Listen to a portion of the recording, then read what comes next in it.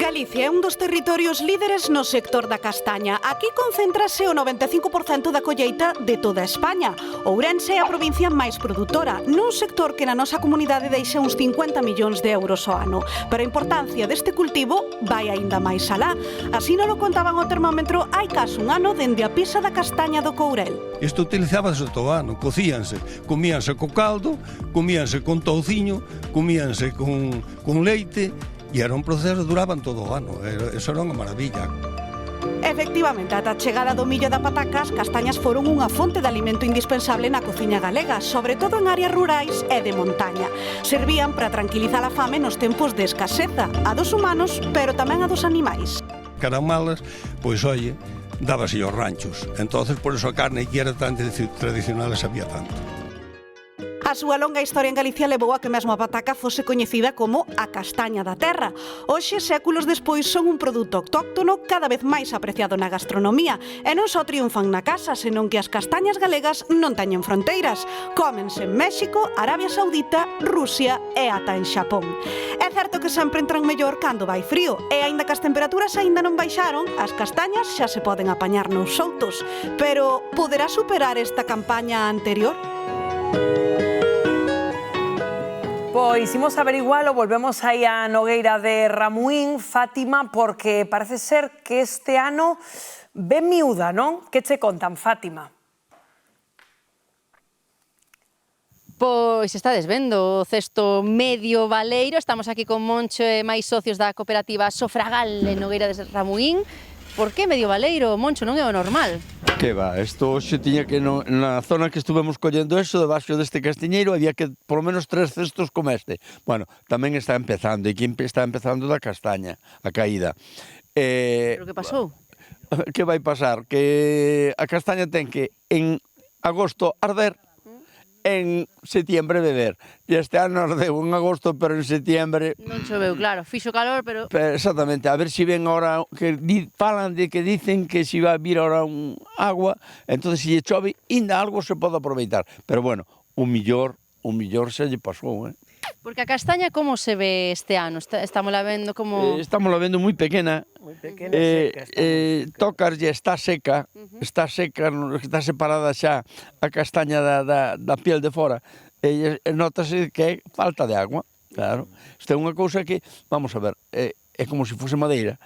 E ca agua, hincha e colle, exactamente. E este ano, por desgracia, pero bueno, xa veremos como acabamos a jornada. Pero a ver, hai pouca. Porque, e preguntamos agora a Daniel, claro, se chove, que agora van vir as chuvias, parece que melloraría ou... Pois se chove a moitos castiñeiros sí que lle viña ben, moi ben, pero algúns xa non teñen remedio porque xa pasaron, xa caíron os do cedo, xa caíron e agora non lle vale para nada.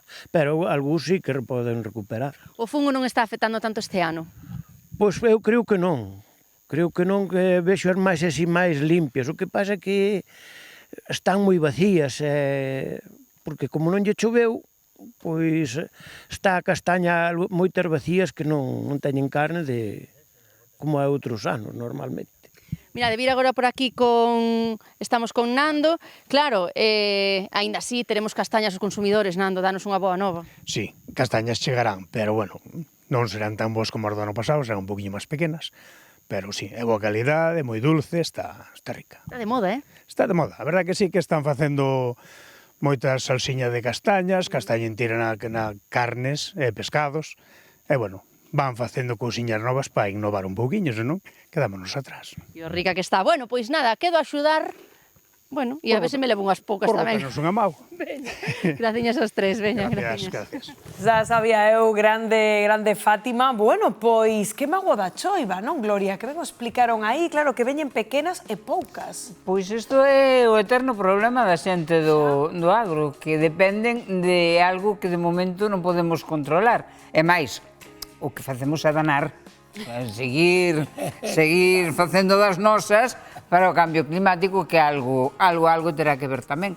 E a verdade que é unha pena porque en Galicia xa era unha industria en auxe e ademais converteuse en un produto gourmet. Sí.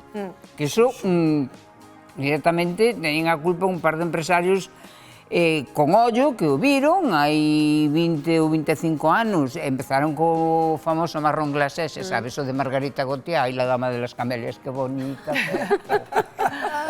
Pero que moi Medio kilo de curioso, marrón non? De glacé. ser, aí víamos que recordamos esa pisa das castañas, non? Na que estábamos o ano pasado, non? De como pasou de ser, pois, un produto de subsistencia a estar de moda. Como tantas cousas, é o mesmo proceso do marisco. Antigamente o marisco comían os pescadores porque non tiña saída no mercado, porque ninguén o quería comprar, e tiñan que comer eles. E agora, eu digo que o primeiro que comeu unha centola tiña que estar morrendo Que coa fame. fame, Dios mío.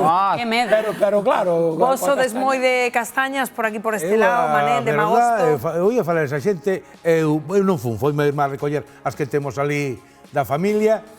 É verdade, o ano pasado choveu moito, pero estaban duras e cheas de bichos. Non había maneira de cocelas. o ano A pasado verdade que tiña sí. proteínas, sí. Este ano son un pouco máis pequenas, pero cocen moi ben, asan moi ben, e están limpias e sanas. Sí, Unha limpiñas maravilla. dicían aí que E de estaba. momento, mentras non aparezcan por ali los furtivos, porque esta volta fomos cedo, pero a mellor vamos á segunda atacada e xa E xa non vai haber nada. Comenos o jabalí.